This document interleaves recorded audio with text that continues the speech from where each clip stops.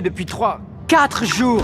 Prendre une douche dans une grotte, évidemment, c'est pas facile. On a dû redescendre tout le chemin jusqu'à notre point de rappel pour rejoindre la rivière.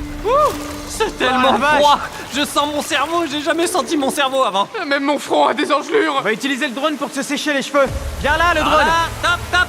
Ça marche vraiment. Ouais, ça marche. Pourquoi avoir un sèche-cheveux quand on a un drone? Après s'être séché, on s'est posé avec Joël pour prévoir la journée. C'est quoi ça, Joël? Une carte de la grotte. La dernière fois, on a dû s'arrêter à cause du courant. Mais la pluie s'est calmée, donc on doit avoir une ouverture pour atteindre le fond d'ici demain. Ça va être complètement dingue. D'abord, il faut qu'on passe les mêmes rapides qu'hier, qu'on saute du haut d'une falaise et qu'on évite les rochers coupants. Si on peut passer tout ça, on arrivera enfin à la magnifique salle des vers luisants. Nous dis pas à quoi ça ressemble. Pas de problème. Je veux garder la surprise. Tu penses qu'on va y arriver? Il faut pas qu'on parle de ça, on va tous y arriver. Une fois la journée du lendemain planifiée, on s'est reposé et on a fait des s'mores au Feastables pour reprendre de l'énergie. Bon app tout le monde. Youhou!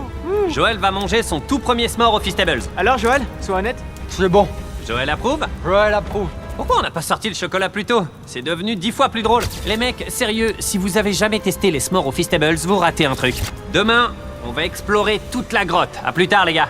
On a essayé de dormir autant qu'on pouvait et on s'est préparé pour le voyage du lendemain au fond de la grotte. On est sur le point d'embarquer dans l'un des voyages les plus dangereux de notre vie. Grâce à notre expérience du 3e jour, on a perdu moins de temps et on a réussi à progresser plus vite.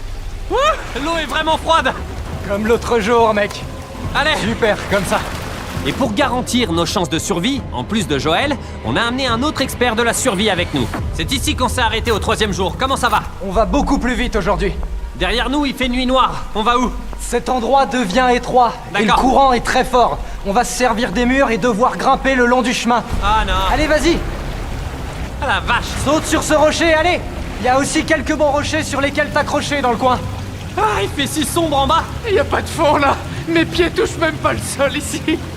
Vu qu'à cet endroit, on n'a pas pied, ça veut dire que si on lâche la roche, on est emporté directement par le courant.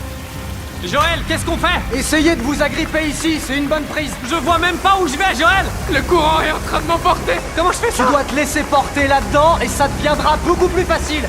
Je vais là-dedans. Ouais, dans le trou. Voilà, c'est super. C'est le truc le plus dingue qu'on ait jamais fait. On n'est jamais allé aussi profond dans la grotte. Et maintenant, on approche de nos premiers obstacles. En gros, l'eau est à contre-courant, donc si vous tombez, vous serez emporté et maintenu au fond. Si on tombe, on meurt, c'est ça? Ouais. Attends, t'es en train de dire qu'on peut mourir là? En fait, je pensais vraiment pas avoir signé pour ça. Bien joué. Ouais, c'est bon. Et je mets mon pied là? Ouais, exactement. Allez.